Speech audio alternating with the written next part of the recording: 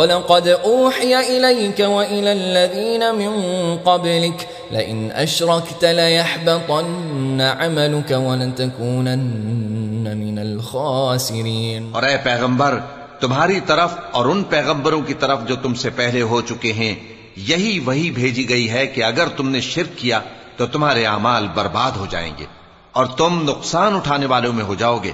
بل اللہ فاعبد وکن من الشاکرین وما قدر اللہ حق قدره والارض جميعا قبضته يوم القيامة والسماوات مطويات بيمينه سبحانه وتعالى عما يشركون۔ بلکہ اللہ ہی کی عبادت کرو اور شکر گزاروں میں رہو، اور انہوں نے اللہ کی قدر شناسی جیسی کرنی چاہیے تھی نہیں کی، اور قیامت کے دن تمام زمین اس کی مٹھی میں ہوگی اور آسمان اس کے داہنے ہاتھ میں لپٹے ہوئے ہوں گے، اور وہ ان لوگوں کے شرک سے پاک ہے، بلند و برتر ہے۔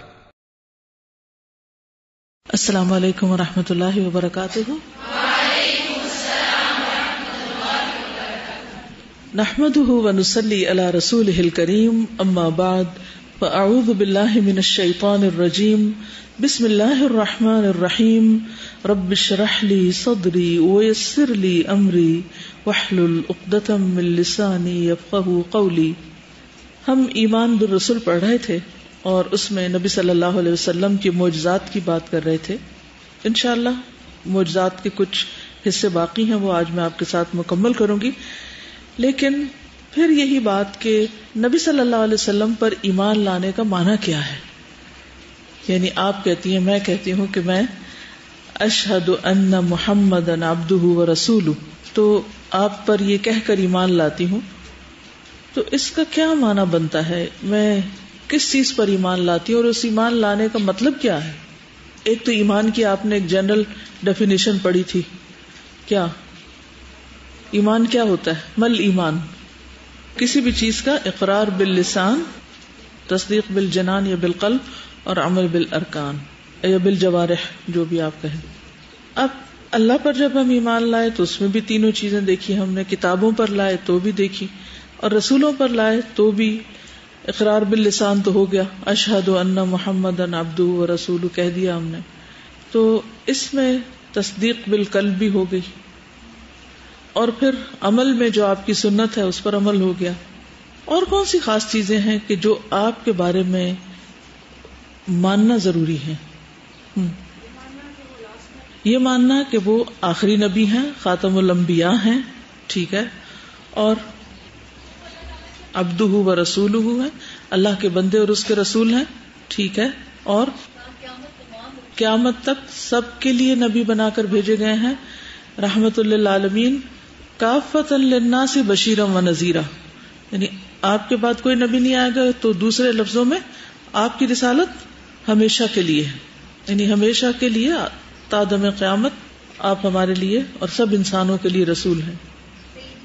سید الانبیاء بلکہ سید الاولین والآخرین ہے، ٹھیک ہے، کیا کہیں گے؟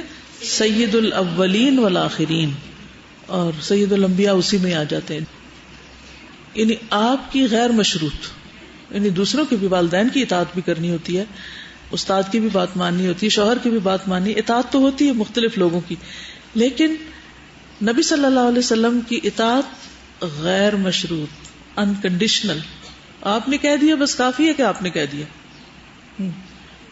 یعنی آپ کو بندہ ماننا۔ عبدہ کا کیا مانا؟ کہ آپ اللہ کے بندے تھے، بشر تھے، آپ فرشتے نہیں تھے، آپ جن نہیں تھے، بلکہ آپ کیا تھے؟ انسان تھے، اور انسانوں کی طرف بھیجے گئے، ٹھیک ہے۔ اور یہ کہ آپ غیب کا علم نہیں جانتے تھے، یعنی سارے معجزات کو ماننا، اور یہ ماننا کہ قرآن مجید آپ کا معجزہ خالدہ ہے، یعنی ہمیشہ رہنے والا معجزہ ہے۔ آپ نے جو فرمایا اور جو کہا اس سب پر ایمان لانا ضروری ہے، یعنی جس چیز کی بھی آپ نے ہمیں خبر دی، چاہے اس دور کے حالات کی، چاہے ماضی کی، چاہے مستقبل کی، چاہے آخرت کی، قیامت کی، جو بھی آپ نے ہمیں اخبار یعنی جو بھی اطلاعات دی، جو بھی معلومات دی، وہ ساری کی ساری ہمارے لیے ماننا ضروری ہے. یہ آپ کی تصدیق کا حصہ ہے. یعنی آپ پر تصدیق ہو نہیں سکتی جب تک ہم وہ نہ مانیں جو آپ ہمارے لیے لے کر آئے ہیں. پھر اسی طرح یہ ہے کہ ہم ان چیزوں کو کریں جو آپ نے کرنے کو کہا ہے اور ان چیزوں سے روکیں بھی جن سے آپ نے روکا ہے. اس کی کیا دلیل ہے؟ ما آتاکم الرسول فخذوہ وما نہاکم عنہ فانتہوا. پھر یہ کہ ہم آپ کو اسوہ حسنہ مانیں اور آپ کو اتباع کریں، یعنی آپ کو اپنا رول ماڈل سمجھیں، اچھی اگزامپل سمجھیں اور پھر اس اگزامپل کو ہم فالو بھی کریں. پھر آپ کی محبت کیسی محبت ہو، یہ بھی ایمان کا حصہ نا، کیونکہ آپ نے فرمایا لا یؤمن احدکم، تم میں سے کوئی مومن ہو ہی نہیں سکتا جب تک کہ وہ کیسی محبت نہ کرے، من والدہ وولدہ والناس اجمعین، سب انسانوں سے زیادہ آپ کی محبت. ٹھیک. اور اسی طرح آپ کی مخالفت سے بھی ڈریں، آپ کی مرضی، آپ کے حکم کے خلاف کام کرنے سے ڈریں. اس کا کہیں ہے کوئی دلیل قرآن مجید میں؟ ہاں، سورۃ النور میں ہے فَلْيَحْذَرِ الَّذِينَ يُخَالِفُونَ عَنْ أَمْرِهِ أَن تُصِيبَهُمْ فِتْنَةٌ أَوْ يُصِيبَهُمْ عَذَابٌ أَلِيمٌ. جو آپ کی مخالفت کرتے ہیں انہیں اس بات سے ڈرنا چاہیے کہ کہیں وہ کسی فتنے میں نہ پڑے اور کہیں دردناک عذاب نہ ان کو آ پکڑے. ٹھیک ہے، تو یہ بھی اس کا حصہ ہے. پھر یہ ہے کہ آپ صلی اللہ علیہ وسلم کے بارے میں ہمیں ہمیشہ یہ سوچنا چاہیے کہ آپ نے سارا پیغام پہنچا دیا اور کچھ بھی نہیں چھپایا، نہ اس میں کمی کی، نہ اضافہ کیا، نہ تبدیلی کی، جو کل میں نے 4-5 باتیں بتائی تھی. اور پھر جیسے عربی میں جو خطبہ پڑھا جاتا ہے نا، اس میں آتا ہے بلغ الرسالہ وادى الامانہ ونصح الامہ، نصح الامہ، امت کی خیرخواہی کی، وجاہد فی اللہ حق جہادہ. ٹھیک، ان ساری چیزوں کو ماننا ضروری ہے. چلیے ٹھیک ہے، ہم معجزات پہ کچھ بات کرتے ہیں پھر آگے بڑھیں گے. کل ہم بات کر رہے تھے کہ نبی صلی اللہ علیہ وسلم نے کس طرح مختلف جانوروں کے ساتھ معاملہ کیا، اور وہ معاملہ اتنا ایکسٹرا آرڈنری تھا اور جانور آپ سے ایسی محبت کرتے تھے اور وہ آپ کی بات اس طرح مانتے تھے کہ وہ دوسرے لوگوں کے لیے ایک معجزہ ثابت ہوئے. اونٹوں کے بارے میں ہم نے پڑھا اور ہم پڑھ رہے تھے سانڈ کے بارے میں. عبداللہ بن عباس بیان کرتے ہیں، یہ سلسلہ صحیحہ کی حدیث ہے، کہ ایک انصاری آدمی کے 2 طاقتور سانڈ تھے. وہ دونوں مستی میں آ گئے. بازو کے جانور سرکش ہو جاتے ہیں نا، تو بھاگ پڑتے ہیں، اور اس نے ان کو ایک باغ میں داخل کر کے دروازہ بند کر دیا کہ کسی کو نقصان نہ دیں. پھر دعا کروانے کے لیے نبی صلی اللہ علیہ وسلم کے پاس ہے، کیونکہ اس کو سمجھ نہیں آ رہی تھی کہ ان کو کنٹرول کیسے کروں. تو آپ اس وقت چند صحابہ کے درمیان بیٹھے ہوئے تھے. اس نے آ کر کہا، اے اللہ کے نبی صلی اللہ علیہ وسلم، میں ایک ضرورت کے پیش نظر آپ کے پاس آیا ہوں، ایک مشکل میں ہوں. میرے 2 سانڈ ہیں اور وہ دونوں مستی میں آ گئے اور میں نے ان کو ایک باغ میں داخل کر کے دروازہ بند کر دیا. اب میں چاہتا ہوں کہ آپ دعا کریں کہ اللہ تعالیٰ ان کو میرے لیے مسخر کر دے. تو آپ نے اپنے صحابہ سے فرمایا، اٹھو چلتے ہیں، جا کے ان کا کچھ کرتے ہیں. آپ چلے یہاں تک کہ باغ کے دروازے کے پاس پہنچے. آپ نے فرمایا دروازہ کھولو. اس نے دروازہ کھول دیا تو ایک سانڈ دروازے کے قریب ہی کھڑا تھا. جب اس نے نبی صلی اللہ علیہ وسلم کو دیکھا تو آپ کے آگے جھک گیا. آپ نے فرمایا کوئی رسی وغیرہ لاؤ تاکہ میں اس کو باندھ دوں اور اسے تمہارے قبضے میں دے دوں، یعنی کنٹرول کرو اس کو. وہ لگام لے کر آیا تو آپ نے اس کا سر باندھا. پھر وہ دوسرے سانڈ کو پکڑنے کے لیے دونوں باغ کے دوسرے کنارے کی طرف گئے. وہ دوسری طرف کھڑا تھا. جب اس نے آپ کو دیکھا تو وہ بھی سجدے میں گر گیا، یعنی نیچے آ گیا، سرنڈر کر دیا. اس نے سجدے میں گرنے کا مطلب کیا ہے؟ یعنی کہ اس نے جھک گیا اور سرنڈر کر دیا. تو آپ نے اس سے کہا کہ جاؤ رسی لاؤ تاکہ میں اس کا بھی سر باندھ دوں. آپ نے اس کا سر باندھا اور قابو کر کے اس شخص سے کہا کہ جاؤ، اب یہ تیری بغاوت نہیں کریں گے. جب صحابہ نے یہ منظر دیکھا تو کہا کہ اللہ کے رسول صلی اللہ علیہ وسلم، یہ دونوں سانڈ جو عقل نہیں رکھتے یہ آپ کو سجدہ کرتے ہیں، آپ کے آگے اس طرح جھک گئے، کیا ہم بھی آپ کو سجدہ نہ کیا کریں؟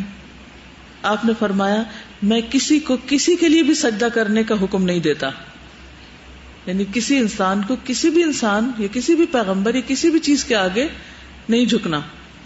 اگر میں کسی کو سجدہ کرنے کے لیے حکم دیتا تو کمپلیٹ کیجئے سینٹینس.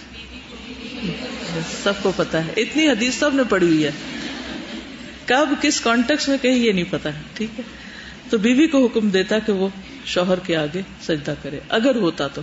اس سے یہ پتا چلتا ہے کہ شوہر کا حق کتنا ہے، اور شوہر کی اطاعت بہرحال دین کا حصہ ہے ایز لانگ ایز وہ معروف میں ہو اور اس سے بیوی کے حقوق پر زد نہ پڑتی. پھر سست رفتار جانوروں کا رفتار پکڑ لینا، یعنی کہ جانور ڈھیلے ہو رہے تھے، کہ وہ بھاگنے لگے، دوڑنے لگے ایک موقع پر. ایک صحابی ہے فضالہ بن عبید انصاری روایت کرتے ہیں کہ ہم لوگ غزوہ تبوک کے موقع پر نبی صلی اللہ علیہ وسلم کے ساتھ شریک تھے. کتنا دور تھا یہ؟ کئی 100 میل دور تھا یہ سفر. سواریوں کے معاملے میں بہت مشکل تھی، کئی لوگ اس وجہ سے جا بھی نہیں سکے تھے. تو لوگوں نے نبی صلی اللہ علیہ وسلم سے شکایت کی. آپ نے ان سواریوں میں ایک چکر لگا، یعنی بیچ میں گھومے پھرے، پھر لوگوں سے فرمایا اللہ کا نام لے کر گزرو، اللہ کا نام لو. لوگ اللہ کے نام کی طاقت کو نہیں سمجھتے، اور بسم اللہ پڑھنے میں کو بھی بسم اللہ کہنا بھی بہت بے روح سا ہوتا ہے عموماً. حالانکہ جس چیز پر اللہ کا نام لے لیا جائے اور جب کسی کام کو کرنے کے لیے اللہ کی مدد مانگ لی جائے تو پھر کیسے ہو سکتا ہے کہ اس کے اندر برکت نہ ہو، یا پھر ہمیں ایک طاقت یا ایک موٹیویشن یا ایک انرجی نہ ملے، کیونکہ اس پہ اللہ کا نام آ گیا. اسی لیے ہر اچھے کام سے پہلے بسم اللہ پڑھنے کا حکم ہے. بہرحال تو لوگ آپ صلی اللہ علیہ وسلم کے سامنے اپنی سواریوں کو گزارنے لگے، جیسے سلیمان علیہ السلام کے سامنے سے گھوڑے گزار رہے تھے تو آپ کے سامنے سے بھی سواریاں گزاری جانے لگی، اور آپ ان کی پشت پر کچھ پڑھنے لگ گئے، یعنی دعا کرنے لگے اے اللہ ان پر اپنی راہ میں نکلنے والوں کو سوار فرما، بے شک تو طاقتور اور کمزور پر، خشک اور تر پر، سمندر اور خشکی ہر جگہ سوار کرنے پر قادر ہے. یعنی تو ان کو مسخر کر دے ہمارے لیے. سمپل سی بات ہے. تو مدینہ پہنچتے پہنچتے سواری کے جانور اس قدر چست ہو گئے، حالانکہ جتنا زیادہ سفر ہو گیا تھا انہیں سست ہونا چاہیے تھا، اتنے چست ہو گئے کہ ہمارے ہاتھوں سے اپنی لگامیں چھڑانے لگے. فضالہ کہتے ہیں کہ طاقتور اور کمزور کے متعلق تو نبی صلی اللہ علیہ وسلم کی دعا یہاں پوری ہو گئی. جہاں تک خشک اور تر کا تعلق ہے تو جب تک ہم شام پہنچے اور سمندر میں جزیرہ قبرص کا غزوہ لڑا جس پر حرام بنت ملحان گئی تھی اور پھر گھوڑے سے گر کے شہید ہو گئی تھی، تو میں نے کشتیوں کو سمندر میں دیکھا کہ وہ سمندر میں ڈوبنے سے محفوظ ہیں. اور یہ صحابہ کے پہلے سفر تھے سمندر پر، کیونکہ یہ لوگ عموماً سمندر کا سفر نہیں کرتے تھے. تو میں نبی صلی اللہ علیہ وسلم کی دعا کو پہچان گیا، یعنی آپ کی دعا میں نے یاد کی کہ آپ نے ہمارے لیے دعا کی تھی کہ ان پر جو لوگ سوار ہوں ان کے لیے خشکی اور تری اور ہر طرح کے سفر جو ہے وہ آسان ہو جائیں. کیونکہ آپ نے جو کہا تھا وہ کیا تھا کہ اے اللہ ان پر اپنی راہ میں نکلنے والوں کو سوار فرما.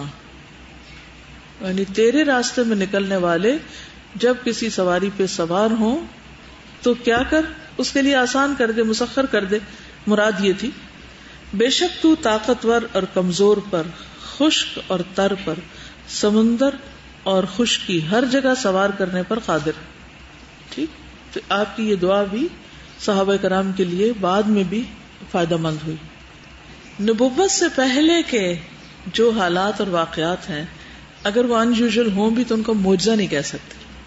ٹھیک ہے. معجزہ کس کا ہوتا ہے؟ نبی کا.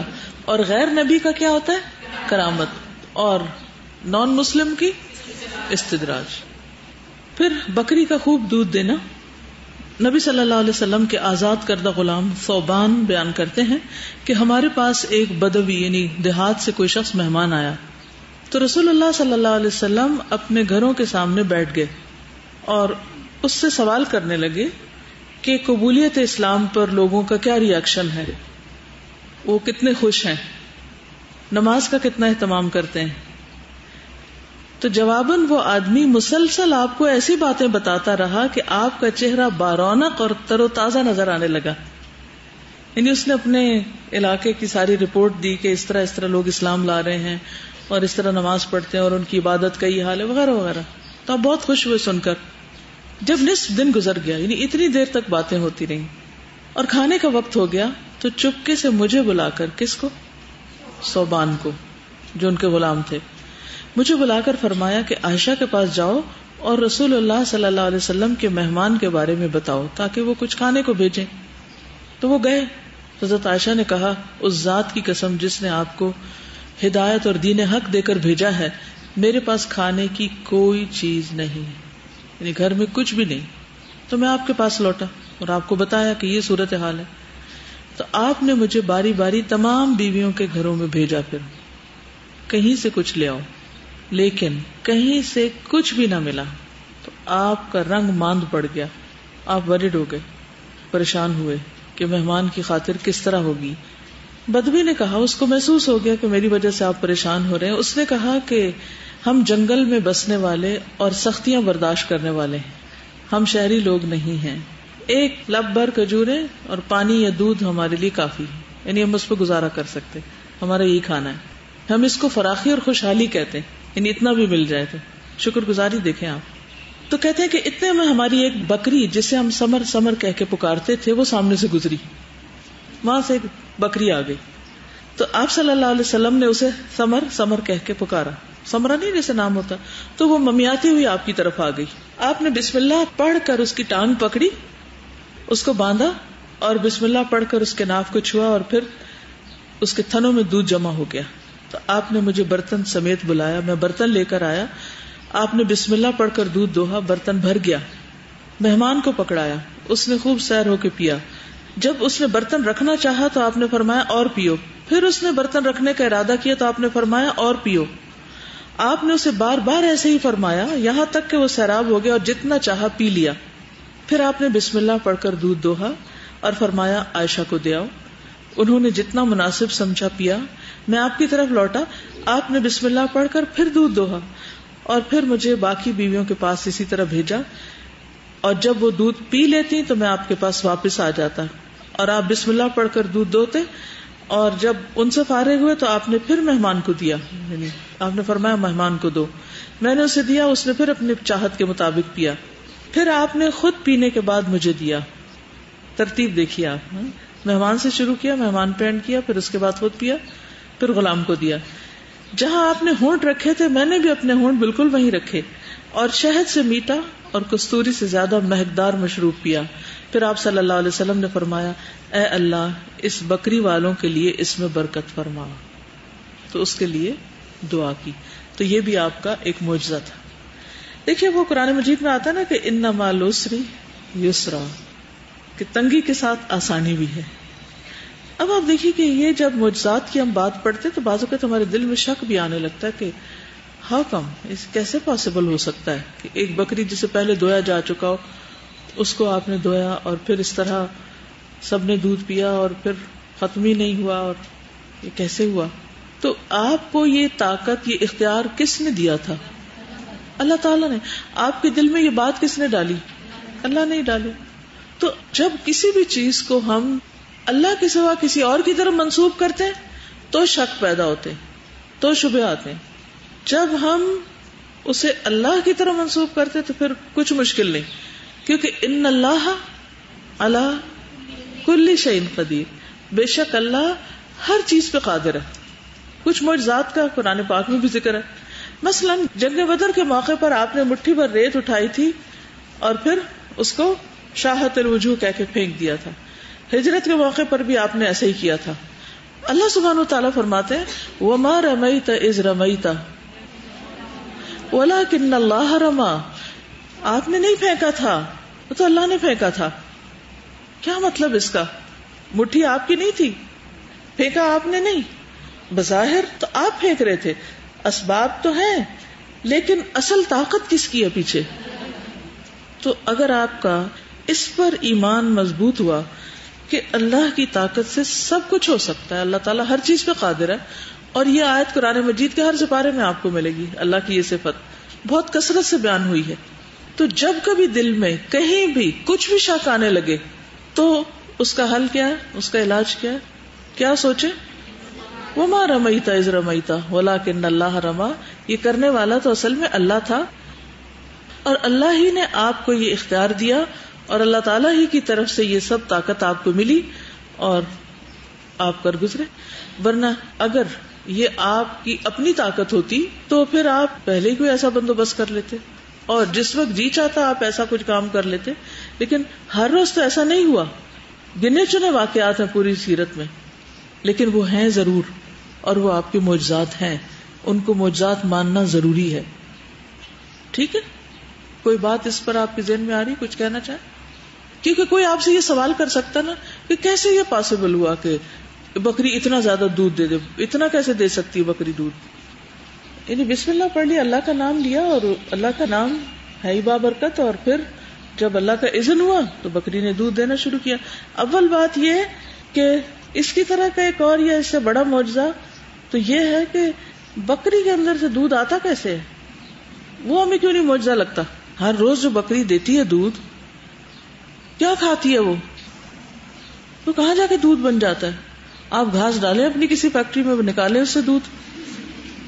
تو یہ بھی تو معجزات ہیں جو چاروں طرف پھیلے ہوئے ہیں. تو یہ کس کی قدرت کے نشان ہے؟ اللہ کی. یعنی وہ جو مرسی سلاٹرنگ ہے، وہ میں نے سب کو بھیجی تھی ایک ویڈیو. اس میں آپ نے دیکھا کہ جب وہ بسم اللہ الذی لا یضر مع اسمہ شیء پڑھتے ہیں، اللہ کا نام لیتے ہیں، ذکر کرتے ہیں، جانوروں پہ ہاتھ پھیرتے ہیں اور آرام سے لیٹ جاتے ہیں، کیونکہ وہ بنے اس کام کے لیے. تو ہمیں کیوں کہا گیا کہ اللہ کا نام لے کر ذبح کرو اور وہ مت کھاؤ جس پہ اللہ کا نام نہ لیا گیا ہو؟ لازماً فرق پڑ جاتا ہے اس سے، کیونکہ جانوروں میں سبمیشن آ جاتی ہے جب اللہ کا نام لیتے. وہ گوشت جب ہم کھاتے تو ہمارے اندر بھی سبمیشن آتی، اور جب ہم اللہ کے نام کے بغیر ذبح کیا ہوا کھاتے ہیں تو کیا ہوتا ہے؟ ان کے اندر بھی ایک سرکشی ہوتی ہے اور کھانے والوں کے اندر بھی ایک سرکشی ہوتی ہے، کیونکہ فوڈ انسان کے اخلاق اور کردار پر اثر انداز ہوتی ہے. کیا آپ حلال کھا رہے ہیں، حرام کھا رہے ہیں، کیا کر رہے ہیں؟ اگر ان کے اپنے اختیار میں ہوتا تو وہ جو 3 سال شعب ابی طالب میں رہے تھے تو وہاں پر آپ اسی طرح دودھ نکال لیتے، یہ مشکل نہ ہوتا. تو یہ سب کچھ بھی اس وقت ہوا جب اللہ نے چاہا. تو آپ ہر وقت اس پہ قادر نہیں تھے. فرق دیکھیں نا، اگر ایک وقت میں اللہ نے اس کو آپ کے لیے مسخر کر دیا تو دوسرے وقت میں آپ اس سے یہ کام نہیں لے سکتے. تو اس سے پتہ چلتا ہے کہ اللہ تعالیٰ کی جو صفات ہیں وہ تو کامل ہیں، مکمل اختیار ہے اس کا ان پر. لیکن اللہ اپنے بندوں میں سے کسی کو اگر کوئی کسی چیز کا اختیار دیتا ہے تو وہ کامل نہیں ہوتا، چاہے وہ پیغمبر ہی کیوں نہ ہو. ٹھیک ہے، چلیے کھانے سے متعلق معجزے. کھانے کا تسبیح کرنا. عبداللہ بن مسعود نے بیان کیا کہ معجزات کو ہم تو باعث برکت سمجھتے تھے اور تم لوگ ان سے ڈرتے ہو. نہیں، تمہارا ری ایکشن کچھ اور طرح ہے. ایک مرتبہ ہم رسول اللہ صلی اللہ علیہ وسلم کے ساتھ ایک سفر میں تھے اور پانی تقریباً ختم ہو گیا. آپ نے فرمایا جو کچھ بھی پانی بچ گیا ہو اسے تلاش کرو. چنانچہ لوگ ایک برتن میں تھوڑا سا پانی لائے. آپ نے اپنا ہاتھ برتن میں ڈال دیا اور فرمایا برکت والا پانی لو، اور برکت تو اللہ تعالیٰ ہی کی طرف سے ہوتی ہے، برکت اللہ کی طرف سے ہوتی. میں نے دیکھا کہ رسول اللہ صلی اللہ علیہ وسلم کی انگلیوں کے درمیان سے پانی فوارے کی طرح پھوٹ رہا تھا، اور ہم آپ کے زمانے میں کھاتے وقت کھانے کی تسبیح سنتے تھے. یعنی ہم کھا رہے ہوتے تھے اور اس کی تسبیح ہمارے کانوں میں آ رہی ہوتی تھی، کیونکہ ہر چیز تسبیح کرتی ہے نا اللہ کی. پھر آسمان سے کھانے میں برکت کا نزول. سمرہ بن جندب کہتے ہیں ہم ایک مرتبہ نبی صلی اللہ علیہ وسلم کے ساتھ تھے کہ ایک پیالے میں صبح سے شام تک کھایا کرتے تھے. یعنی ایک ہی جگہ کھانا ہوتا تھا اور سب اسی سے کھا لیتے تھے. وہ اس طرح کے 10 آدمی کھا کر اٹھتے اور 10 بیٹھ جاتے، یعنی شفٹس میں کھاتے. راوی کہتے ہیں کہ ہم نے سمرہ سے پوچھا کیا اس میں مزید نہیں ڈالا جاتا تھا، بس وہ ایک ہی دفعہ ڈالا ہوتا تھا جو ہوتا تھا؟ انہوں نے فرمایا تم کس پہ تعجب کر رہے ہو، کیوں تمہیں حیرانگی ہے؟ اس میں اسی طرف سے بڑھایا جا رہا تھا. پھر آسمان کی طرف اشارہ کیا، یعنی اس میں اسی کی طرف سے کہہ لیں، یعنی اللہ کی طرف سے بڑھایا جا رہا تھا، ہم نہیں اس میں کچھ اور ڈال رہے تھے. ایک اور روایت میں آتا ہے، ابو سعید یا ابو ہریرہ کی روایت ہے، یہ راوی اعمش جو ہے ان کو شک ہے کہ انہوں نے دونوں میں سے کس سے سنا، کہ جب غزوہ تبوک کا وقت آیا تو اس دن لوگوں کو سخت بھوک لگی. انہوں نے کہا یا رسول اللہ اگر آپ ہمیں اجازت دیں تو ہم اپنے اونٹوں کو ذبح کر لیں. یہ واقعہ سب نے پڑھا نا، کہاں؟ بخاری میں بھی اور سورۃ توبہ کے اندر بھی آتی ہے بات. اور گوشت کھا لیں، چربی کا تیل نکال لیں اور اس کا پانی پی لیں تو ہمارا کام چل جائے گا. اچھا بلا. آپ نے فرمایا ٹھیک ہے، اوکے کر لو. اتنے بجے تو عمر آ گئے، کہنے لگے اللہ کے رسول صلی اللہ علیہ وسلم اگر آپ ایسا کرنے دیں گے تو سواریاں کم ہو جائیں گی، لوگ گھر کیسے پہنچیں گے؟ بلکہ آپ سب کو ان کے بچے ہوئے کھانے کو جمع کرنے کے لیے بلا لیں، سب کو کہیں کہ توشے سمیت آ جائے، جو جس کے پاس ہے بلا لیں اور پھر اس میں برکت کی دعا کریں، امید اللہ تعالیٰ کو رستہ نکال دے گا. فرمایا اچھا. پھر چمڑے کا دسترخوان منگوا کر بچھا دیا اور لوگوں کے پاس جو کچھ کھانے پینے کا سامان تھا سب منگوا لیا. سب جمع ہو کے آپ نے برکت کی دعا کی. دعا کے بعد فرمایا اپنے برتن بھر لو. لوگوں نے اپنے اپنے برتن بھر لی، یہاں تک کہ لشکر میں کوئی برتن خالی نہ رہا. آپ کو پتا کتنا لشکر تھا؟ 30,000 کا لشکر تھا. یہاں تک کہ لشکر میں کوئی برتن خالی نہ رہا. یعنی کیا طریقہ کیا؟ سب کا پہلے اکٹھا کر کے مکس کر دیا، پھر سب کو کہا لیتے جاؤ، اور سب لیتے گئے اور سب کو پورا ہو گیا. پھر سب لوگوں نے خوب سیر ہو کے کھایا. اس کے بعد بھی کچھ بچ گیا تو آپ نے فرمایا میں گواہی دیتا ہوں کہ اللہ کے سوا کوئی معبود نہیں اور میں اللہ کا رسول ہوں. جو بندہ ان دونوں شہادتوں پر یقین رکھے اور اس حال میں اللہ سے ملاقات کرے تو اسے جنت سے ہرگز روکا نہ جائے گا. لیکن یہ کہنا تو آسان ہے، لیکن اس کے جو تقاضے ہیں وہ سارے پورے کرنا مشکل کام ہے. اور ان تقاضوں میں کیا ہے؟ جیسے آپ کے معجزات کو ماننا، جو آپ کہیں اس کو ماننا، جس چیز سے روکے اس سے رک جانا. یعنی اگر رسول مانا ہے تو پھر ان تمام چیزوں کو ماننا پڑے گا. یہ تو نہیں ہو سکتا کہ آپ کہ میں رسول تو مانتا ہوں آپ کو، لیکن جو آپ کہیں وہ نہیں میں مان سکتا. تو پھر کیا مانا آپ نے؟ رسول ماننے کا مطلب ہی کیا ہے؟ کیا ہے؟ کیا آپ کو کیا سمجھ آیا کہ جو کچھ آپ کہیں اس کو بھی ماننا؟ دو تین چیزیں اس میں. نمبر ایک یہ کہ نبی کے علاوہ اگر یہ چیز کسی اور کے سامنے ہوتی ہے تو وہ کیا کہلائے گی؟ کرامت. اس کو معجزہ نہیں کہیں گے. دوسری بات یہ ہے کہ اکٹھے کھانے میں برکت ہے. ایک شخص آپ کے پاس آیا تو کہنے لگا کہ ہمارا کھانا نہیں پورا ہوتا، تو آپ نے اس کو کیا سجیسٹ کیا؟ شاید تم الگ الگ کھاتے ہو، مل کے کھاؤ، بسم اللہ پڑھ کے کھاؤ تو سب کی تسلی ہو جائے گی. تو مل کے کھانا کھانے کی اپنی ایک برکت ہوتی ہے. پھر یہ کہ جس چیز پہ بسم اللہ پڑھے، اگر ایسے لوگوں کی گیدرنگ ہے جنہوں نے بسم اللہ پڑھ کے شروع کیا تو یقیناً برکت ہوگی، سب کو وہ مل جائے گا، سب چکھ لیں گے. یہی تو غلوب میں آ جاتا ہے نا پھر. اور یہ منع ہے ہمارے دین میں کسی کو اس کی حد سے آگے بڑھانا. اور وہ ایک شعر بھی ہے نا حالی کا، نبیوں کو چاہیں خدا کر دکھائیں، ولیوں کا درجہ نبی سے بڑھائیں، نہ ایمان میں کچھ خلل اس سے آئے، نہ اسلام بگڑے نہ ایمان جائے. ایمان بھی سلامت رہتا ہے، اور جس کا جو دل چاہتا ہے درجہ بڑھاتے ہیں گھٹاتے ہیں، حالانکہ ہمیں اس کی اجازت نہیں ہے. تو اگر کسی سے کوئی بھی ایسی خوارق عادت چیز ہوتی ہے تو ہو سکتی ہے، اور ایک طرح سے ایک نشانی بھی ہوتی ہے. اللہ تعالیٰ ایک یقین دہانی بھی کرانا چاہتا ہے. اس سے تسلی ہو جاتی ہے جب آپ کوئی ایسی چیز دیکھتے ہیں تو یقیناً آپ کے ایمان میں اضافہ بھی ہوتا ہے. خاندان کے بزرگوں سے بھی برکت ہوتی ہے. حدیث میں آتا ہے البرکۃ مع اکابرکم، برکت تمہارے بڑوں کے ساتھ ہے. اب دیکھیے کیا معجزات سے انبیاء کے درجے میں فرق پڑ جاتا ہے؟ اگر فار ایگزامپل یہ جتنے بھی معجزات ہم نے پڑھے ہیں سوائے قرآن مجید کے، اگر یہ نہ بھی ہوتے تو کیا نبی صلی اللہ علیہ وسلم کے مقام میں کوئی ذرہ رتی برابر بھی کمی ہوتی؟ نہیں ہوتی. اور ان کے ہونے سے کوئی اضافہ نہیں ہوا، آپ کا مقام جو ہے وہی ہے. یعنی ان معجزات کی وجہ سے یہ نہیں ہوا کہ آپ کو نعوذ باللہ اللہ تعالیٰ کے کچھ اختیارات میں شامل کر لیا جائے، شرک کیا جائے. تو اسی طرح عام انسانوں سے اگر کوئی کرامات ہو جاتی ہیں کبھی، تو اس بات کی دلیل نہیں کہ وہ ان کا درجہ بہت بلند ہو گیا ہے. وہ تو اللہ ہی جسے چاہتا ہے بڑھاتا ہے. المقدم، المؤخر، الخافض، الرافع. ٹھیک ہے. اب یہاں بھی آپ دیکھیں اس واقعے میں آپ صلی اللہ علیہ وسلم نے خود یہ طریقہ نہیں اختیار کیا، حضرت عمر نے مشورہ دیا.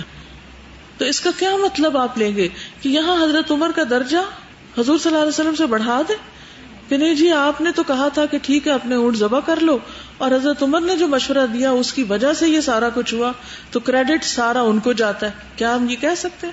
نہیں. ٹھیک ہے ان کو اپنے مشورے کا یا ان کو جو اللہ نے دل میں ڈالا اس کا اپنا ایک اجر ملے گا.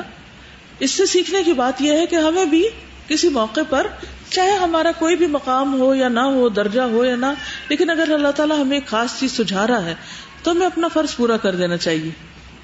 ٹھیک ہے نا. مشورہ دینے میں دیر نہیں کرنی چاہیے، اسے کم نہیں سمجھنا چاہیے، اچھی چیزیں دوسروں کے ساتھ شیئر کرنی چاہیے. یہی تو خیر خواہی ہوتی ہے. یعنی ایسا نہیں ایسا کر لیا جائے، یہ زیادہ بہتر ہے. لیکن ہم سب بھی اپنے دلوں کو جانچیں اور پرکھیں کہ الدین والنصیحہ، دین تو سراسر خیر خواہی کا نام ہے. ہمارے اندر اللہ، رسول، مومنوں، ذمہ داروں، اپنے چھوٹوں کے ساتھ کتنی خیر خواہی ہے. یہ پورے ایک مشن اور ایک کاز کے ساتھ خیر خواہی تھی کہ حضرت عمر نے کہا کہ نہیں اگر ایسا ہوا تو مشکل ہو جائے گی، گھر کیسے پہنچیں گے. اور ابھی ظاہر ہے کہ آرمی کی حیثیت تھی، اور اگر آرمی نہتی ہو جاتی راستے میں بھی کچھ پیش آ سکتا ہے. تو انہوں نے ایک دور کی سوچ سوچی. ہمارے سامنے کوئی شخص ایسی حرکت کر رہا ہو جس سے اس کو سخت نقصان ہونے والا ہو تو کیا ہم اس کو سمجھائیں گے؟ کیا ہم اس کی خیر خواہی کریں گے؟ ہم سب کو سوچنا چاہیے. مثلاً آپ آفس میں بیٹھے ہوئے ہیں اور ایک شخص دفتر میں فارغ بیٹھا ہے, کوئی کام نہیں اس کے پاس, کچھ بھی نہیں, اور وہ تنخواہ لے رہا ہے, بیٹھا ہے بیٹھا ہے بیٹھا ہے بیٹھا ہے, کچھ نہیں کرنے کو. اور آپ روز اس کو دیکھتے ہیں کہ وہ فارغ بیٹھا ہوا ہے, نہ آپ اس کو کوئی نصیحت کرتے ہیں, نہ کسی اور کو جا کے کہتے ہیں کہ بھئی یہ چیز دین کے لیے, مشن کے لیے, اس شخص کی جو فارغ بیٹھا اس کی زندگی کے لیے, اور جس جگہ وہ فارغ بیٹھا ہے اس جگہ کی جو بجلی بتی جل رہی ہے اس کے لیے ہر لحاظ سے نقصان دہ. تو آپ اس کو سمجھائیں, اس کو تڑپیں, ادھر ادھر ہر طرف دیکھیں کہ یہ کیا ہو رہا ہے ہم نے خیر خواہ. ایک طالبہ کلاس میں بیٹھی ہوئی ہے اور وہ کچھ نہیں کر رہی, نہ نوٹس لکھ رہی ہے, نہ اٹینٹیو ہے, اور وہ آپ کے ساتھ ہی بیٹھی اور آپ سارا کچھ دیکھ رہے ہیں. بحیثیت ایک دیندار یا ایک مسلمان ہونے کے آپ کا کیا فرض بنتا ہے؟ اسے کرنے دیں. یہ آپ کی خیر خواہی ہوگی. اس کے ماں باپ نے اس کو پڑھنے کے لیے بھیجا, وہ سارا دن فارغ بیٹھ کے گھر چلی گئی اور کچھ بھی نہیں کیا. یہ ہاسٹل میں رہ رہی ہے اور کچھ نہیں پڑھتی, اور آپ کی آنکھوں کے سامنے ہو رہا ہے یہ سب, اور آپ اس کے ساتھ کوئی ہمدردی نہیں کرتے, اس کے لیے نہ دعا کرتے, نہ اس کو سمجھاتے, نہ اس کے پاس بیٹھتے, نہ اس سے پوچھتے ہیں. نبی صلی اللہ علیہ وسلم کو دیکھیں, ایک شخص جا رہا ہے اور آپ اس سے کہتے ہیں کہ تم کدھر جا رہے ہو, اور پھر اس کو اسلام کی دعوت دیتے ہیں. یہ اس کو خیر خواہی کہتے ہیں نا. نصح الامہ, ہم کس چیز کی پیروی کر رہے ہیں, ہمارا کیا ایمان ہے. پھر اسی طرح گھر میں آپ دیکھ رہے ہیں, اپنے بہن بھائیوں کو دیکھتے ہیں, اپنے نیبرز کو دیکھتے ہیں, کہیں بھی کسی انسان کو دیکھتے ہیں اور دیکھتے ہیں کہ وہ ضائع ہو رہا ہے, اور یہ وقت کا ضائع کرنا یا اپنی صلاحیتوں کو ضائع کرنا یہ آخرت کے لیے سخت نقصان دہ. کیا آپ اس کو بتاتے ہیں کہ یہ تمہارا نقصان ہونے والا ہے؟ کیا خیر خواہی ہے؟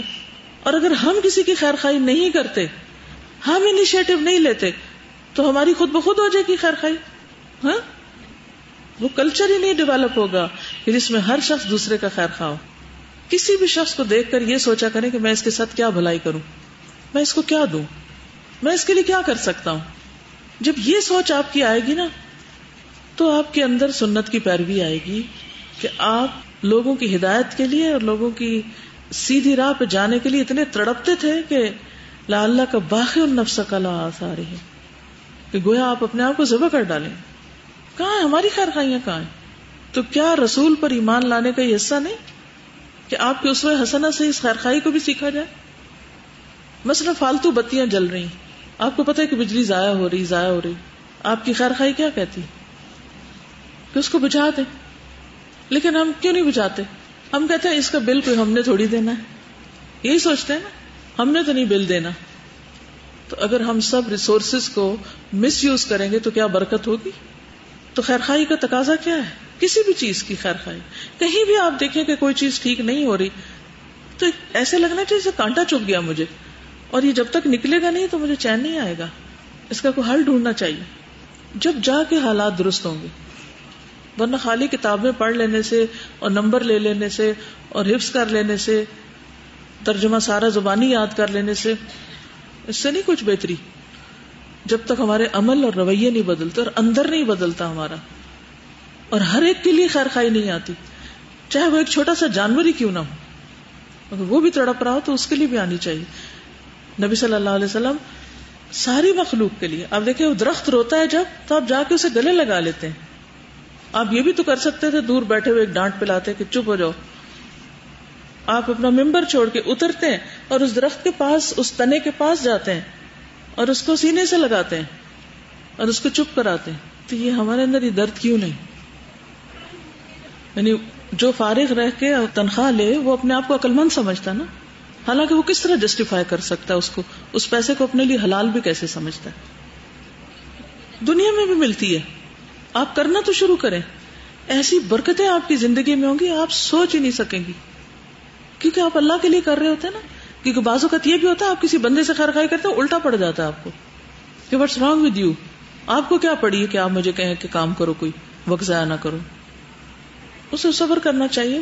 اس چوٹ کا بھی اللہ آپ کو ایسا بدلہ دے گا کہ کہیں اور سے آپ کو خوشی عطا کرے گا, کہیں اور سے آپ کا دل ٹھنڈا کر دے گا. تو کبھی نہ سوچا کرے کہ this is end of the world, اس بندے نے میری بے عزتی کر دی ہے تو شاید دنیا یہیں ختم ہو گئی ہے. نہیں, کیونکہ اللہ نے دیکھا, اللہ نے لکھ لیا, اور جزا دینے کے لیے اللہ کافی ہے.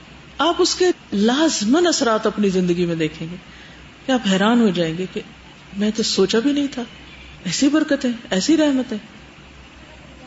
میرے ابو جو جس ڈپارٹمنٹ میں تھے تو وہ سب کو کہتے تھے کہ جب چھٹی ہوگی تو ہم نماز پڑھ کے جائیں گے. تو اس دن بھی ابو نے سب کو کہا کہ ہم نماز پڑھنے جا رہے ہیں پورا ڈپارٹمنٹ. باقی سب کو چھٹی ہو گئی تھی, 2:20 پہ چھٹی ہوتی تھی اور 2:30 پہ وہ لوگ نکل جاتے تھے. تو وہ لوگ سارے نماز پڑھنے چلے گئے تھے اور پیچھے سے بلاسٹ ہو گیا تھا فیکٹری کے جو گیٹ پہ تھے, دونوں گیٹ پہ. تو کافی لوگ اس میں زخمی ہو گئے تھے اور میرے ابو کے ساتھ جتنے بھی ڈپارٹمنٹ میں لوگ تھے وہ سب بچ گئے تھے, کوئی زخمی بھی نہیں ہوا تھا. ایک بات ہے کہ جو کسی کا بھلا کرتا ہے, اگر وقتی طور پر اس میں کوئی تکلیف آ بھی جائے تو بھلائی کرنے کا صلہ برا نہیں ہوتا, اس پہ یقین ہونا چاہیے. اگر وقتی جزا نہیں بھی ملتی تو کسی اور طرف سے لوٹے گی.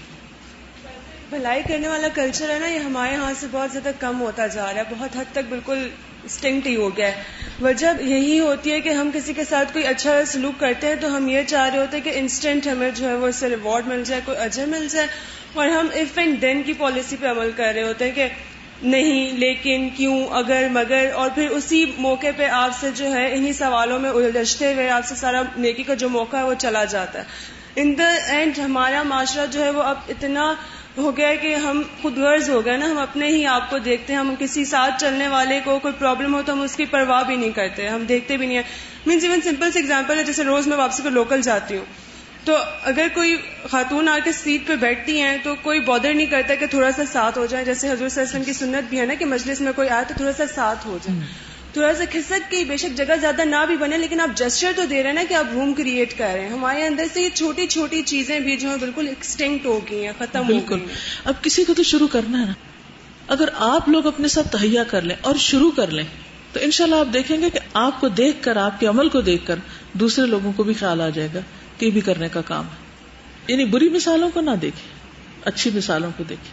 اور اگر کوئی نہیں کر رہا تو سابقون بالخیرات جو ہوتے ہیں وہ خود شروع کر دیتے ہیں اور وہ دوسروں کے لیے رہنما بن جاتے ہیں, اور ان کے بعد جو جو کرے گا ایسا وہ سب اجر ان کے لیے آئے گا.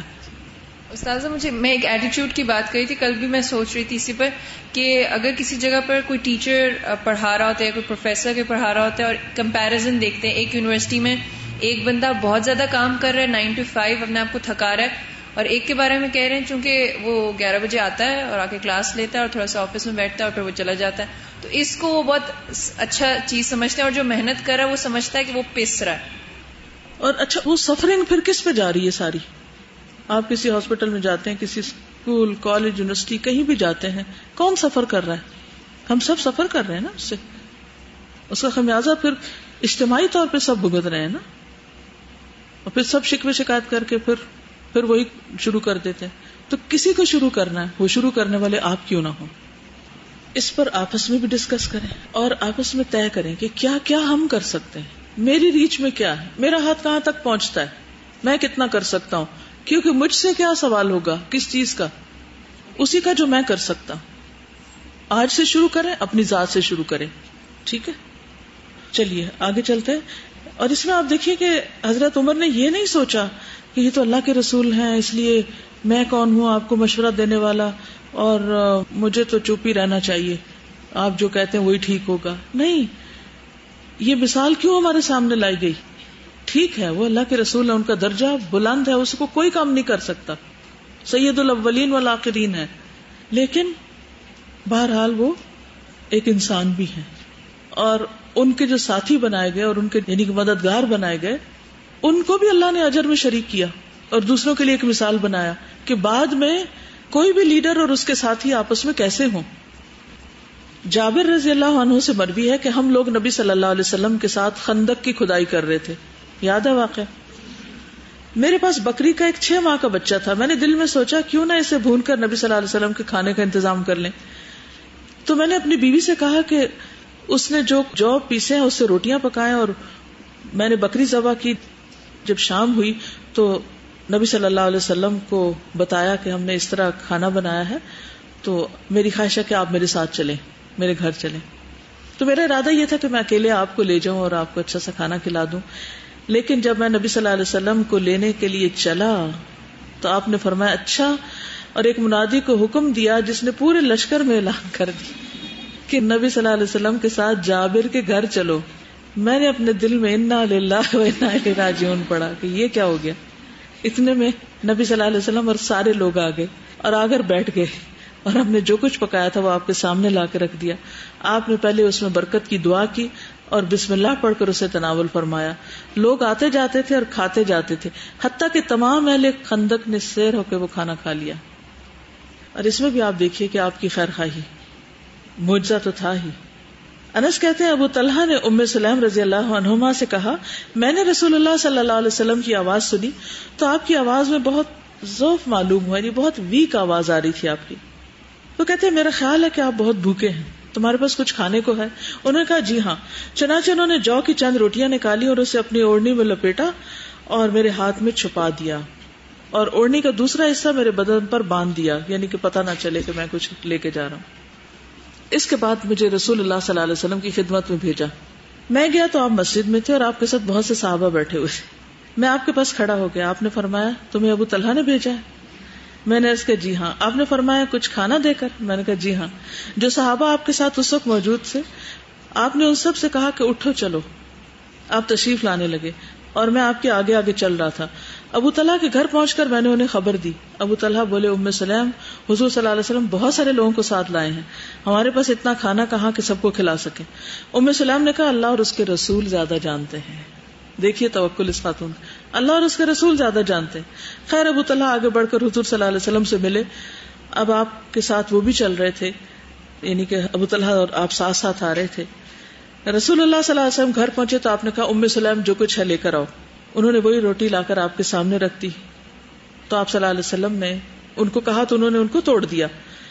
ام سلیم نے کپی نچوڑ کر اس پر کچھ گھی ڈال دیا اور کچھ سالن سا ہو گیا اور اس کے بعد آپ نے دعا کی اور پھر فرمایا 10 آدمیوں کو بلا لو. وہ 10 نے کھایا، پھر وہ چلے گئے تو 10 اور آئے اور اس طرح جتنے بھی تھے سب نے کھانا کھا لیا. تو یہ بھی کھانے کے متعلق آپ کا معجزہ ہے. کہتے ہیں کہ اس دن تقریباً 70 لوگ تھے. پھر کھجوروں میں برکت. ابو ہریرہ کہتے ہیں کہ میں رسول اللہ صلی اللہ علیہ وسلم کے پاس کچھ کھجوریں لے کر آیا اور کہا اللہ کے رسول صلی اللہ علیہ وسلم آپ اللہ تعالیٰ سے ان میں برکت کی دعا کریں. آپ نے ان کو اپنے سامنے رکھا اور برکت کی دعا کی. پھر فرمایا ابو ہریرہ اٹھا لو اور اپنے تھیلے میں جمع کر لو. جب اس سے کھجوریں نکالنے کا ارادہ ہو تو اس کے اندر ہاتھ داخل کر کے نکال لینا، انہیں بکھیرنا نہیں، یعنی کسی پلیٹ ٹرے وغیرہ میں نہیں رکھنا، بس ہاتھ میں ڈال کے نکال لیا کرنا. ابو ہریرہ کہتے ہیں میں نے اللہ کے راستے میں اس تھیلے سے بہت سے وسق کھجوروں کے نکالے. ہم اسے کھاتے رہتے تھے اور میں اس تھیلے کو اپنی کمر کے ساتھ رکھتا تھا. جب حضرت عثمان کی شہادت ہوئی تو اس دن وہ تھیلا میری کمر سے کٹ گیا اور کھجوریں گر پڑی، بکھر گئیں تو ختم ہو گئی. اسی طرح جو میں برکت. جابر کہتے ہیں کہ ایک آدمی نبی صلی اللہ علیہ وسلم کے پاس آیا، اس نے آپ سے کھانے کے لیے کچھ مانگا تو آپ نے اسے آدھا وسق کھجوریں دی. پھر وہ آدمی اور اس کی بیوی اور ان کے مہمان ہمیشہ اس سے کھاتے تھے، یہاں تک کہ اس نے وزن کر لیا کہ کتنا ہے.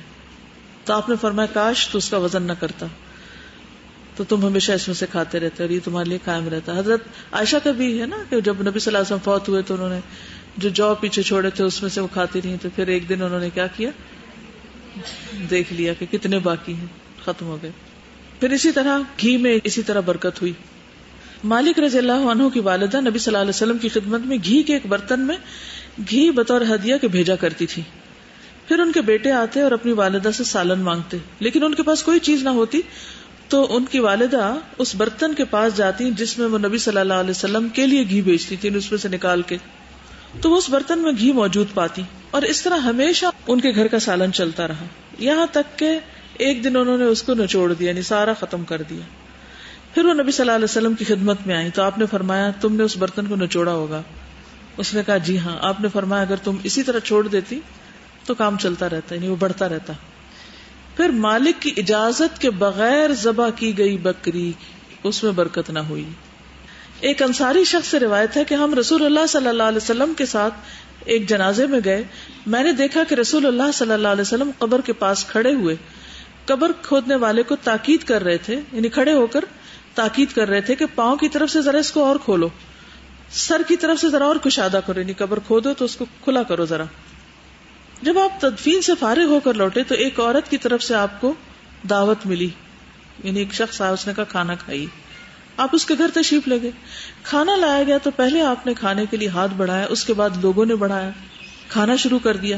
ہمارے بڑوں نے رسول اللہ صلی اللہ علیہ وسلم کو دیکھا کہ آپ ایک ہی لقمے کو دائیں بائیں گھما رہے ہیں اس کے بعد آپ نے فرمایا مجھے معلوم ہوتا ہے کہ یہ گوشت ایسی بکری کا ہے جو مالک کی مرضی کے بغیر حاصل کی گئی ہے.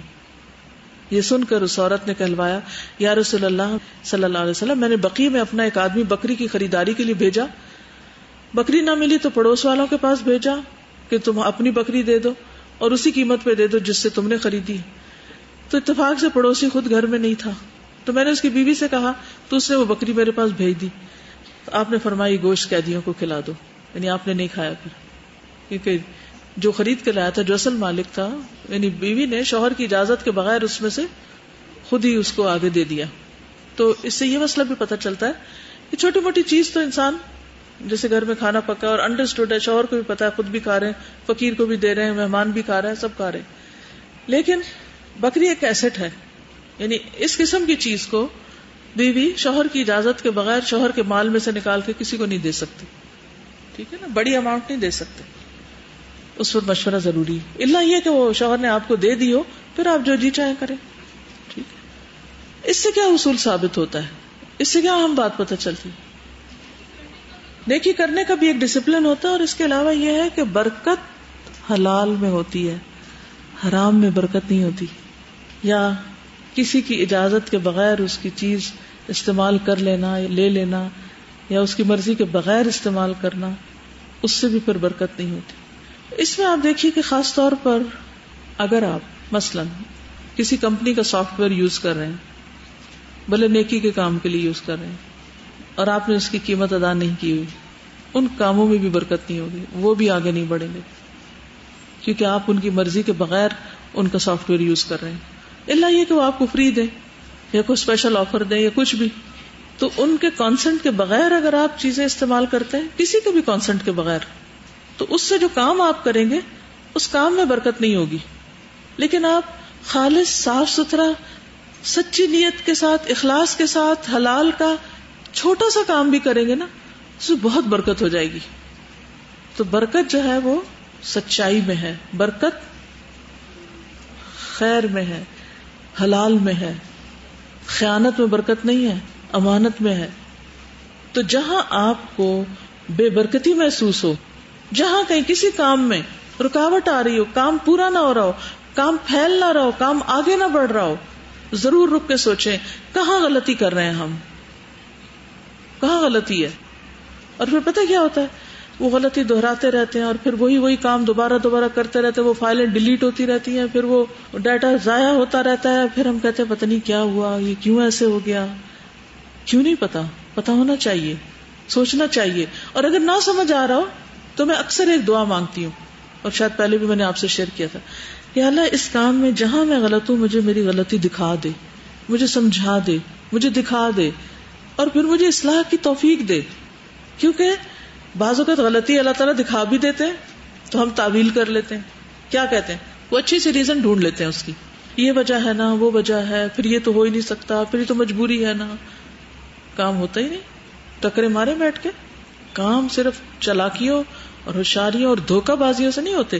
ہم نے بحیثیت قوم یہ سمجھ رکھا ہے کہ دوسروں کو بے وقوف بنا کے اپنا الو سیدھا کرو اور تم آگے نکل سکتے ہو. کہیں نہ کہیں جا کے ٹھوکر لگے گی, کہیں نہ کہیں جا کے گرو گے, تو اپنی رفتار پہ ہی چلو.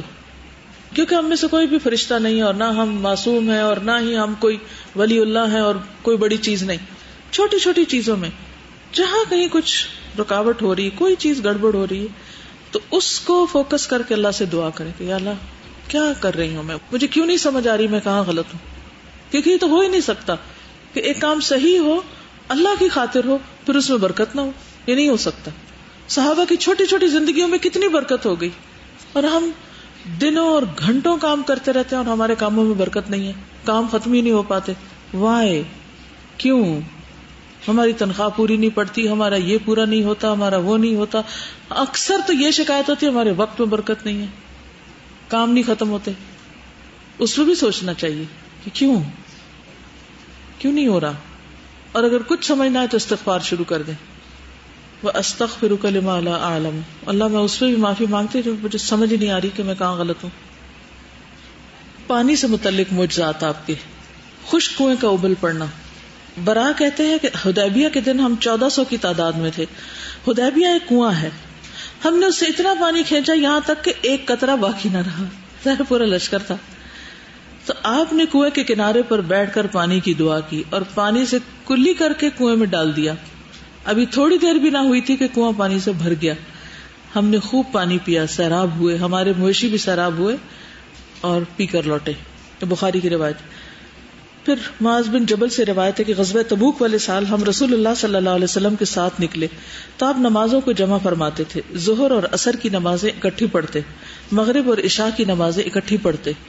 اس کو کیا کہتے ہیں؟ جمع بین الصلاتین. یہاں تک کہ آپ نے ایک دن نماز میں دیر فرمائی، پھر آپ نکلے اور ظہر اور عصر کی نمازیں اکٹھی پڑھی، پھر اندر تشریف لے گئے.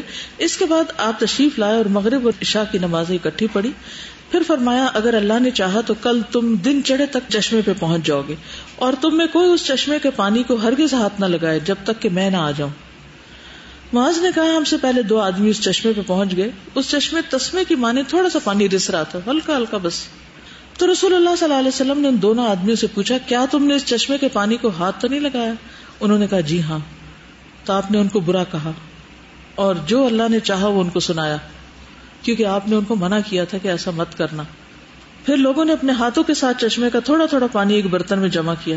رسول اللہ صلی اللہ علیہ وسلم نے اپنے ہاتھ اور چہرے کو دھویا، پھر وہ پانی اس چشمے میں ڈال دیا، یعنی وضو کر کے واپس ڈالا. تو کیا ہوا؟ اس چشمے کا پانی جوش مارتے ہوئے بہنے لگا یہاں تک کہ لوگوں نے پانی پیا. پھر آپ نے فرمایا اے معاذ اگر تمہاری زندگی لمبی ہوئی تو تم دیکھو گے کہ اس چشمے کا پانی باغوں کو بھر دے گا، یعنی اس کی برکت دیر تک باقی رہے گی. صحیح مسلم کی روایت ہے. کم پانی میں برکت. بخاری کی روایت ہے، انس بن مالک کہتے ہیں میں نے رسول اللہ صلی اللہ علیہ وسلم کو دیکھا کہ نماز عصر کا وقت آ گیا. لوگوں نے پانی تلاش کیا، جب انہیں پانی نہ ملا تو رسول اللہ صلی اللہ علیہ وسلم کے پاس ایک برتن میں وضو کے لیے پانی لایا گیا. تو آپ نے اپنا ہاتھ اس میں ڈال دیا اور لوگوں کو حکم دیا کہ اسی برتن سے وضو کریں. انس کہتے ہیں میں نے دیکھا آپ کی انگلیوں کے نیچے سے پانی چشمے کی طرح ابل رہا تھا، یہاں تک کہ قافلے کے آخری آدمی نے بھی وضو کر لیا، سب وضو کر گئے. پھر اسی طرح حدیبیہ کے دن لوگ پیاسے تھے، آپ کے سامنے ایک چھاگل تھا، لیدر بیگ ہوتا نا، مشک جس کو کہتے ہیں. آپ نے وضو کیا، اتنے میں اور لوگ آپ کے پاس آ گئے. آپ نے فرمایا کیا بات ہے؟ انہوں نے کہا جو پانی آپ کے سامنے، اس کے علاوہ ہمارے وضو اور پینے کے لیے کوئی پانی نہیں. تو آپ نے اپنا ہاتھ چھاگل میں رکھ دیا اور پانی آپ کی انگلیوں کے درمیان میں سے چشمے کی طرح پھوٹنے لگا. ہم سب نے پانی پیا اور وضو کیا. میں نے پوچھا آپ کتنے تھے؟ جابر نے کہا ہم 1500 تھے، لیکن اگر 1,00,000 بھی ہوتے تو بھی پورا ہو جاتا. اسی طرح ایک اور سفر کے بھی ایسے ہی داستان ہے. اس میں ایک عورت کے پاس پانی تھا اور پھر اس سے آگے بڑھا پانی، یہ بھی بخاری کی روایت ہے. پھر انسانی اعضاء سے متعلق کچھ معجزات ہیں آپ کے. عبداللہ بن عتیق کہتے ہیں ایک دفعہ میری ٹانگ ٹوٹ گئی، میں آپ کی خدمت میں حاضر ہوا اور آپ کو اس کی اطلاع دی. آپ نے فرمایا پاؤں پھیلاؤ. میں نے پاؤں پھیلایا تو آپ نے اس پر اپنا ہاتھ پھیرا تو پاؤں اچھا ہو گیا. پھر اس کے بعد کبھی مجھے کوئی تکلیف نہ ہوئی. پھر اسی طرح ایک اور شخص کے لیے آپ نے دعا کی تو اس کی بینائی لوٹ آئی، مسند احمد کی روایت ہے. اسی طرح بخاری کی روایت ہے، سعد بن ابی وقاص کہتے ہیں میں مکہ میں بہت سخت بیمار پڑ گیا. میری مزاج پرسی کے لیے آپ صلی اللہ علیہ وسلم تشریف لائے. آپ نے اپنا ہاتھ میری پیشانی پہ رکھا، پھر میرے چہرے اور پیٹ پر اپنا ہاتھ پھیرا اور فرمایا اے اللہ سعد کو شفا دے اور اس کی ہجرت کو مکمل کر، کیونکہ اگر وہ مکہ میں فوت ہو جاتا تو ہجرت میں خلل آتا. سعد کہتے ہیں کہ آپ کے ہاتھ کی ٹھنڈک اپنے جگر کے حصے پر میں ابھی تک پا رہا ہوں، یعنی ابھی تک مجھے اس کا سکون محسوس ہوتا ہے. بہرحال وہ پھر ٹھیک ہو گئے تھے اور آپ کے بعد بھی زندہ رہے. حضرت انس کو آپ نے برکت کی دعا دی تھی. ابو زید بن اخطب رضی اللہ عنہ فرماتے ہیں کہ رسول اللہ صلی اللہ علیہ وسلم نے میرے چہرے پر ہاتھ پھیرا اور میرے لیے دعا کی. راوی حدیث عزرا کہتے ہیں کہ وہ 120 برس تک زندہ رہے، یعنی ابو زید، اور ان کے سر کے صرف چند بال سفید تھے. ایک شخص کا جنون اسی طرح ٹھیک ہو گیا. تو ہم بات کر رہے تھے نبی صلی اللہ علیہ وسلم پر ایمان لانے کی. آپ پر ایمان لانا بحیثیت نبی، آپ کو ماننا اور پھر آپ کی تعلیمات پر عمل کرنا اور آپ کی تعلیمات کو قبول کرنا، یہ بھی آپ پر ایمان لانے کا حصہ ہے. نبی صلی اللہ علیہ وسلم پر ایمان لائے بغیر کوئی شخص آگ سے نہیں بچ سکتا. رسول اللہ صلی اللہ علیہ وسلم نے فرمایا قسم ہے اس ذات کی جس کے قبضے میں محمد کی جان ہے، اس امت کا کوئی بھی یہودی اور نصرانی جو میرے بارے میں سنے، جس کو پتا چل جائے آپ کا، پھر جس کے ساتھ میں بھیجا گیا ہوں وہ اس پر ایمان نہ لائے تو اس کا ٹھکانہ جہنم والوں میں سے ہوگا. یعنی جہنم میں سے نجات کے لیے ضروری ہے کہ آپ پر ایمان لایا جائے، ہر اس شخص کے لیے جو آپ کے بارے میں سن لے. کسی نے اگر سنا ہی نہیں، پتہ ہی نہیں، تو اس کا معاملہ اللہ پر ہے، وہ جو چاہے معاملہ کرے. پھر آپ پر ایمان لانے کی فضیلت، نبی صلی اللہ علیہ وسلم کی خدمت میں ایک آدمی نے حاضر ہو کر عرض کیا، اے اللہ کے رسول صلی اللہ علیہ وسلم، وہ بڑے خوش نصیب ہیں جنہیں آپ کی زیارت نصیب ہوئی اور وہ آپ پہ ایمان لائے. تو آپ نے فرمایا، واقعی خوشخبری ہے ان لوگوں کے لیے جنہوں نے مجھے دیکھا اور ایمان لائے، اور توبہ پھر توبہ پھر توبہ ہے ان کے لیے جو مجھ پر بن دیکھے ایمان لائیں گے. آدمی نے پوچھا توبہ سے کیا مراد ہے؟ فرمایا، یہ جنت کے ایک درخت کا نام ہے جس کی مسافت 100 سال کے برابر ہے، اور اہل جنت کے کپڑے اس کی تہ میں سے نکلیں گے، یعنی وہاں سے اس کا ریشہ آئے گا. آپ نے لوگوں کو اپنا بھائی کہا ہے جو آپ کو دیکھے بغیر آپ پر ایمان لائیں گے. رسول اللہ صلی اللہ علیہ وسلم نے فرمایا، کاش میں اپنے بھائیوں سے مل پاتا. صحابہ نے عرض کیا، کیا ہم آپ کے بھائی نہیں؟ آپ نے فرمایا، تم میرے صحابہ ہو. میرے بھائی وہ لوگ ہیں جو مجھ پر ایمان لائے ہوں گے لیکن میری زیارت نہ کر سکیں گے، یعنی آپ کو نہ دیکھ پائیں گے آپ کی وفات کے بعد، یعنی ایمان لانے والے. پھر آپ نے ایک اور موقع پر فرمایا، السلسلہ صحیحہ کی روایت ہے کہ توبہ ہے ان لوگوں کے لیے جنہوں نے مجھے دیکھا اور مجھ پر ایمان لائے، اور 7 مرتبہ توبہ ہے ان کے لیے جو مجھ پر بن دیکھے ایمان لائیں گے. پھر اسی طرح آپ نے یہ بھی فرمایا کہ آسمان اور زمین کے درمیان جتنی چیزیں ہیں سوائے نافرمان جنات اور انسانوں کے، سب جانتے ہیں کہ میں اللہ کا رسول ہوں. اور ایک بھیڑیے نے آپ کی رسالت کی گواہی بھی دی تھی. ایک بھیڑیے نے بکری پہ حملہ کیا، واقعہ شاید پہلے میں نے آپ کو سنایا ہوگا. تو پکڑ کے لے گیا، چرواہے نے اس کا پیچھا کیا اور بکری چھین لی. تو بھیڑیا اپنی دم کے بل بیٹھ گیا اور بولنے لگا، تم اللہ سے نہیں ڈرتے؟ تم نے میرا رزق چھین لیا جو مجھے اللہ نے دیا تھا. چرواہا کہنے لگا کہ تعجب ہے کہ بھیڑیا دم پہ بیٹھ کے مجھ سے انسانوں کی طرح باتیں کر رہا ہے. تو بھیڑیا کہنے لگا، میں تمہیں اس سے زیادہ تعجب کی بات نہ بتاؤں. یثرب میں محمد صلی اللہ علیہ وسلم لوگوں کو ماضی کی خبریں بتا رہے ہیں، یعنی کہ پچھلی قوموں کے واقعات. جب وہ چرواہا اپنی بکریوں کو ہانکتا ہوا مدینہ پہنچا تو اپنی بکریوں کو کسی گوشے میں جمع کیا اور حضور صلی اللہ علیہ وسلم کی خدمت میں حاضر ہوا اور سارا واقعہ سنایا. تو آپ نے اس پر الصلاۃ جامعہ کہہ کے سب کو جمع کیا.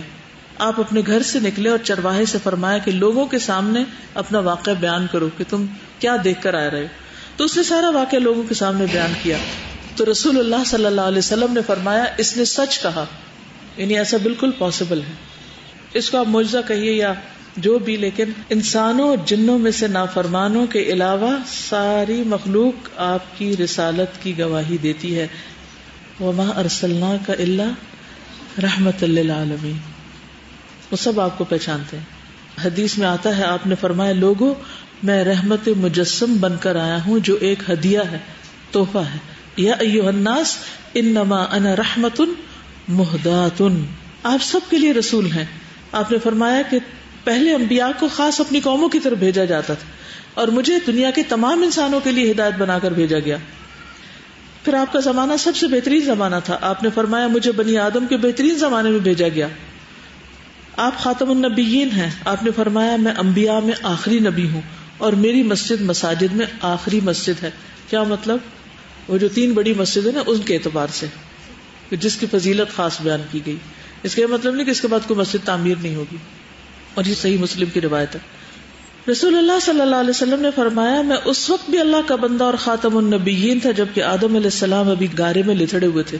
یعنی اس وقت اللہ نے ڈیسائیڈ کر لیا تھا کہ آدم کی اولاد میں سے نبی صلی اللہ علیہ وسلم کو بھیجا جائے گا. پھر اسی طرح آپ صلی اللہ علیہ وسلم نے فرمایا، میں نے اپنے رب سے ایک سوال پوچھا، کاش میں وہ نہ پوچھتا. میں نے کہا، اے میرے رب، مجھ سے پہلے جو رسول تھے ان میں سے کسی کے لیے تو نے ہوائیں مسخر کر دی، کوئی مردوں کو زندہ کرتا. موسیٰ علیہ السلام سے تو نے کلام کیا. اللہ نے فرمایا، کیا میں نے تجھے یتیم نہ پایا پھر تجھے ٹھکانہ دیا؟ کیا میں نے تجھے راہ بھولا نہ پایا پھر ہدایت دی؟ کیا میں نے تجھے مفلس نہ پایا پھر تجھے مالدار کر دیا؟ کیا میں نے تیرا سینہ تیرے لیے کھول نہ دیا؟ کیا میں نے تیرا بوجھ اتار نہ دیا؟ فرمایا، کیوں نہیں اے میرے رب، یہ ساری نعمتیں تو نے مجھے عطا کی. اب آپ دیکھیے کہ اس میں آپ صلی اللہ علیہ وسلم کو جن چیزوں کی طرف متوجہ کیا گیا دوسرے انبیاء کے معجزے کے مقابلے میں، وہ کیا ہے؟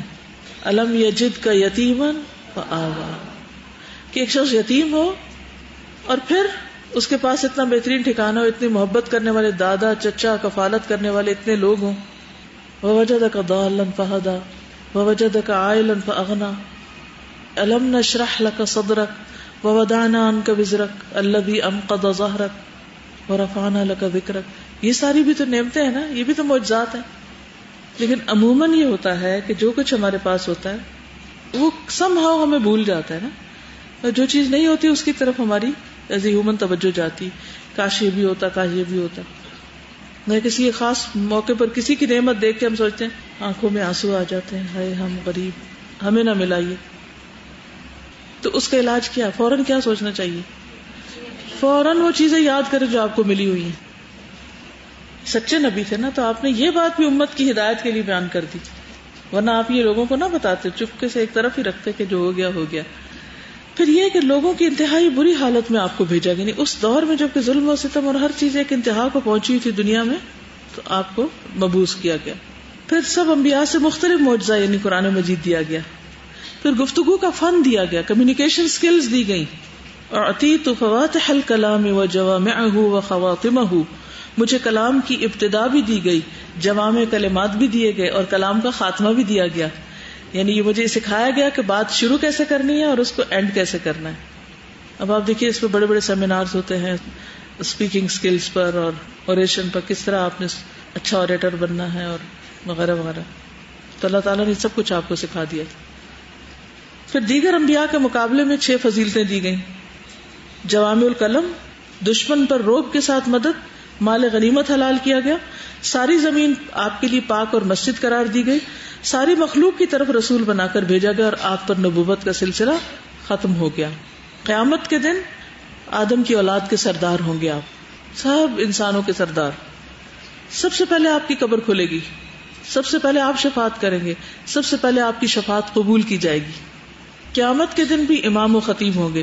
فرمایا جب قیامت کا دن ہوگا تو میں تمام انبیاء کا امام اور خطیب اور صاحب شفاعت ہوں گا. اور یہ بات میں کسی فخر کے طور پر نہیں کہہ رہا, بس یہ ایک نعمت ہے جو مجھے ملی ہے. فَأَمَّا بِنِعْمَةِ رَبِّكَ فَحَدِّثْ, تو بحیثیت نعمت ذکر کرنے میں کوئی حرج نہیں. پھر جنت میں سب سے پہلے داخلہ بھی آپ ہی کا ہوگا. آپ پہلے شخص ہوں گے جو جنت میں انٹر ہوں گے. فرمایا میں پہلا شخص ہوں گا سب سے جو جنت کے دروازے کا کنڈا پکڑ کر کھٹکاؤں گا. آپ نے فرمایا میں قیامت کے دن جنت کے دروازے پر آؤں گا, اسے کھلواؤں گا. جنت کا داروغہ کہے گا آپ کون ہیں؟ تو میں کہوں گا محمد. وہ کہے گا مجھے آپ سے پہلے کسی کے لیے دروازہ کھولنے کا حکم نہیں دیا گیا. پھر آپ کے گھر اور ممبر کے درمیان کی جگہ جنت کے باغوں میں سے ایک باغ ہے, ریاض الجنہ, قبر اور مسجد کے بیچ میں. سب سے پہلے آپ پل صراط پار کرنے والے ہوں گے. آپ کی امت کی کثرت ہوگی, سب سے زیادہ آپ کے پیروکار ہوں گے. قیامت کے دن سب حسب نسب منقطع ہو جائیں گے سوائے آپ کے نسب اور رشتہ داری کے. نبی صلی اللہ علیہ وسلم کی معرفت, ان کے نسب نامے کا علم اور ان کی ذات شریفہ کا علم حاصل کرنا ضروری ہے. یہ ایمان کا حصہ ہے. نسب نامہ یاد ہے یا بھول گئے؟ دوہرا لیجئے, کیونکہ جو چیزیں دہرائی نہیں جاتی وہ بھول جاتی. اس کو لکھ کے ایک جگہ لگا لے, جس سے اللہ تعالیٰ کی معرفت ضروری ہے نا. اسی طرح نبی صلی اللہ علیہ وسلم کی پہچان ضروری ہے, تب آپ سے محبت ہوگی کہ آپ کس قبیلے سے تھے, آپ کی کیا عادات تھی, آپ کے کیا خصائل تھے, آپ کی کیا فضیلتیں تھیں. آپ کا تعارف ضروری ہے, تعارف حبیب. اور پھر سب سے بڑھ کر آپ سے محبت, کیونکہ آپ مومنوں کو سب سے زیادہ توجہ دیتے. النبی اولا بالمؤمنین من انفسہم, نبی مومنوں کے لیے ان کی اپنی جانوں سے بھی بڑھ کر محترم ہے. اور پھر ہمیں حکم بھی دیا گیا قل ان کان آباؤکم وابناؤکم آخر تک احب الیکم من اللہ ورسولہ وجہاد فی سبیلہ فتربصوا. اور پھر حضرت عمر کا وہ واقعہ جب انہوں نے کہا تھا کہ میں آپ سے محبت کرتا ہوں سوائے اپنی جان کے, یعنی جان نہیں دے سکتا باقی سب دے سکتا ہوں آپ. تو آپ نے فرمایا اس پر غور کرو. پھر انہوں نے اسی وقت کہا کہ اب میں آپ کے خاطر یا آپ کے حکم پر جان بھی دے سکتا ہوں. تو آپ نے فرمایا الآن یا عمر, ہاں اب تمہارا ایمان پورا ہوا ہے عمر. پھر جو خبر آپ دے اس کی تصدیق کرنا, جو حکم دے اس کی اطاعت کرنا, جس سے روکا ہو اس سے رک جانا. یہ بات پہلے بھی میں نے آپ سے کی ہے. غیر مشروط اطاعت, آپ کے بتائے ہوئے طریقے پر رہنا. صلو کما رأیتمونی اصلی, نماز اس طرح پڑھنا جیسے آپ نے پڑھی. اسی طرح خذوا عنی مناسککم, حج اس طرح کرنا جیسے آپ نے کیا. آپ کی تائید کرنا, آپ کی توقیر کرنا, عزت کرنا.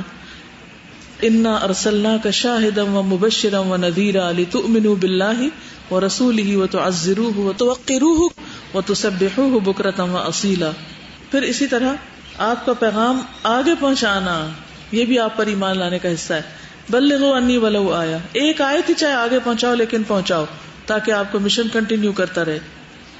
آپ نے فرمایا جو حاضر ہے اسے چاہیے کہ غائب کو پہنچا دے، ایبسنٹ کو، کیونکہ ایسا ممکن ہے جو شخص یہاں موجود ہے وہ ایسے شخص کو یہ خبر پہنچائے جو اس سے زیادہ میری بات کا یاد رکھنے والا ہو، اس طرح علم محفوظ ہو جائے گا. پھر آپ نے دعا دی ان لوگوں کو، اللہ اس شخص کو تر و تازہ رکھے جس نے میری بات کو سنا، اچھی طرح محفوظ رکھا اور پھر آگے لوگوں تک پہنچا دیا، ان لوگوں کو جو براہ راست نہیں سنتے. پھر آپ کا دفاع کرنا انصار نے جس طرح کیا تھا. تو آپ بیعت عقبہ کے موقع کا واقعہ یاد کر لیں. تو انہوں نے پوچھا پھر ہمارے لیے کیا ہوگا؟ تو آپ نے کیا فرمایا تھا؟ تمہیں جنت ملے گی. تو انہوں نے کہا ہم نے آپ سے وعدہ کر لیا. پھر آپ کی سنت کا دفاع، اس کو یاد رکھنا، اس کی خدمت کرنا. پھر آپ کی مسجد اور قبر کے پاس شور نہ کرنا.